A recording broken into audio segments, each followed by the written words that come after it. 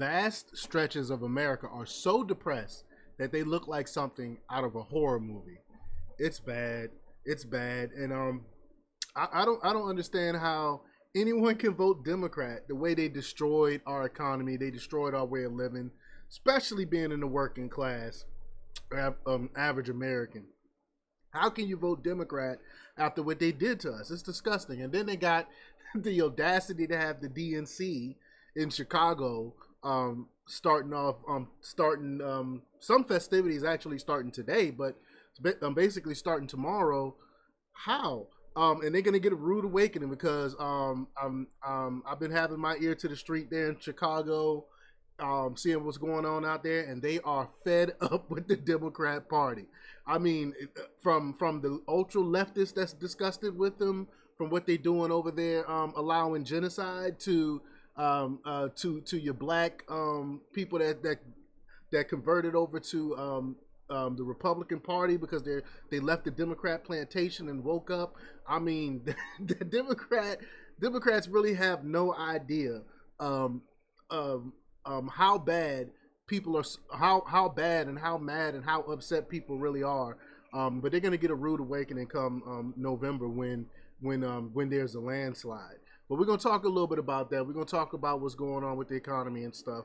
But before we get started, go ahead and hit that like button. Share this out so we can get this information out there. Subscribe if you're not already a subscriber.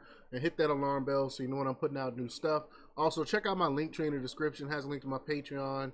That's where I talk about things that I can't talk about here. Also, follow me on X where I post my thoughts and news throughout the day there as well. All right, so let's talk about this news. Now, this comes from the Gateway pundit Tyler Durden by way of the Economic Collapse blog written by Michael Snyder.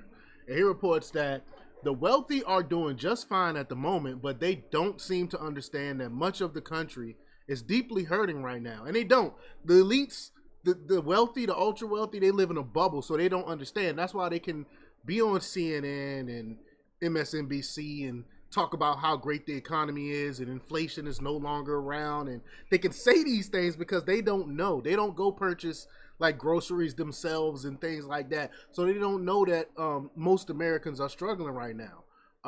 But like I said, they're gonna get a rude awakening come November. But 59% of Americans believe that the U.S. economy is currently experiencing a recession, and that is because most of them are personally experiencing economic pain. Literally just about everything is substantially more expensive in 2024. More major layoffs are being announced with each passing day, and thousands of businesses are going bankrupt. I think it's going to be a large layoff, major layoffs coming in the next couple months, right before we hit the Christmas season. I think a lot of people are going to lose their jobs. We haven't seen a tsunami of economic suffering like this in a long time. If you live in a wealthy area in a good part of the country, you may wonder what all the fuss is about. If you and everyone around you is still doing well, life may still seem quite good. But the truth is that there are vast stretches of this country that are so depressed that they literally look like something out of a horror movie.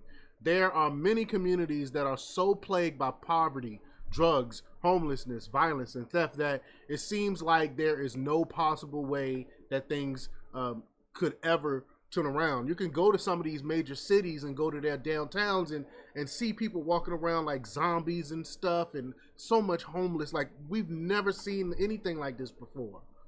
But a man named Drew Binkski recently visited one of the poorest parts of West Virginia, and he discovered that most of the people are living in poverty. He said, quote, "Most of the residents live below the poverty line, and life expectancy is well below the national average. Many families rely on government assistance just to get by, and their limited access to health care.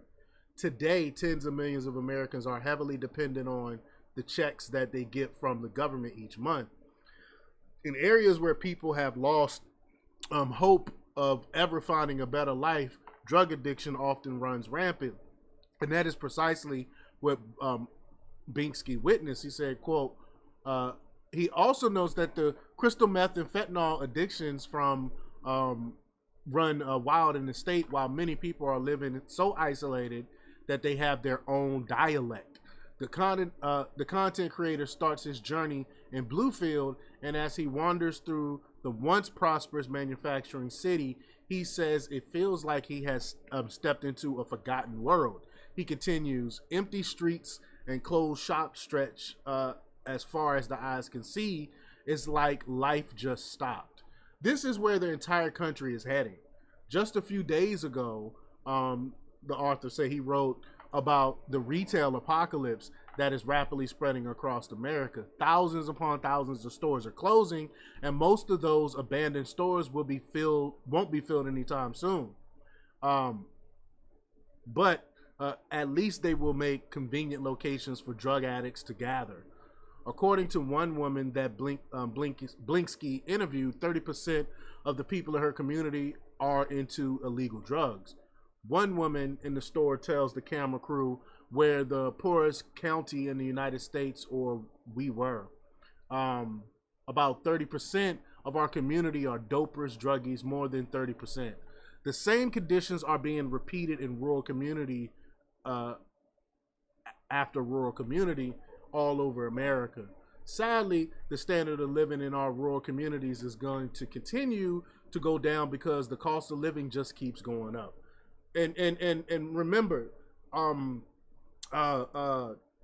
Kamala Harris answered to this economic crisis that she created, her and Biden created, is price controls, which we know does not work. We've seen it tried numerous times. I mean, I talked about it till ad nauseum all this weekend. I talked about how we tried price controls before and it doesn't work. But that's the step before full-blown communism. But the cost of frozen non-carbonated juices and drinks has risen by 19.2% from July 2023, the most of any grocery item. So almost 20%. Eggs, meanwhile, have increased by 19.1% in price, and Frankfurters are now 9.7% more expensive.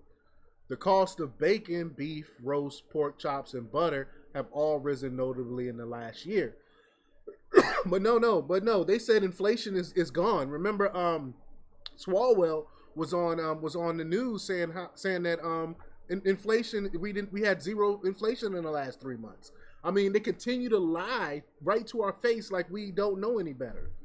In terms of non-food items, car insurance is the biggest riser in the last year, with the 18.6% price hike. We've already reached a stage where a large portion of the population cannot even afford the basics.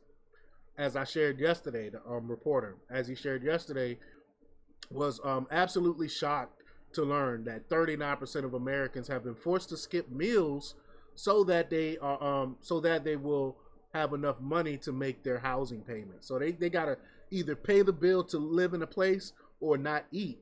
I mean, in 2024, why is this happening? So 39% of Americans say they've skipped meals to make housing payments per Clever Real Estate survey. And among millennials, that figure rose to 44%. Among baby boomers, it was 20%. It is no wonder why so many voters are so deeply frustrated with the current state of the economy. This is our country now, and the outlook for the future is not positive at all. What have I been saying for months now? It's going to get a lot worse before it gets better.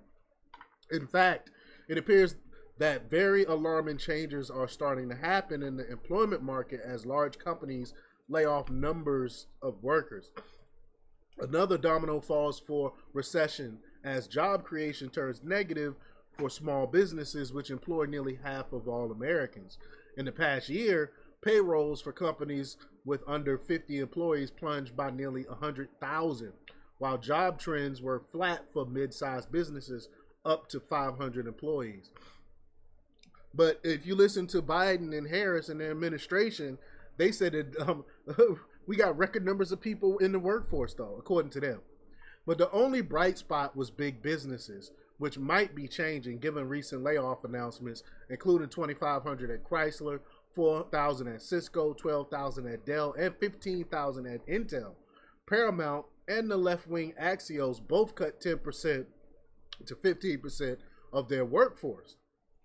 20 years ago, most American families were clearly thriving. Today, most American families are clearly struggling. The change occurred so gradually that most people didn't even realize what was happening. That's not true. I realized what was happening. I've been shouting from the rooftops for years. The gap between the wealthy and the rest of us is now larger than ever, and our major cities are teeming with millions of highly desperate people. This story is not going to end well, but most of you already knew that. When people feel like they have nothing to lose, it doesn't take much to push them over the edge. Unfortunately, it appears that the next few months represent a major tipping point, and it won't be too long before all of the frustration that has been building up in this country starts to boil over.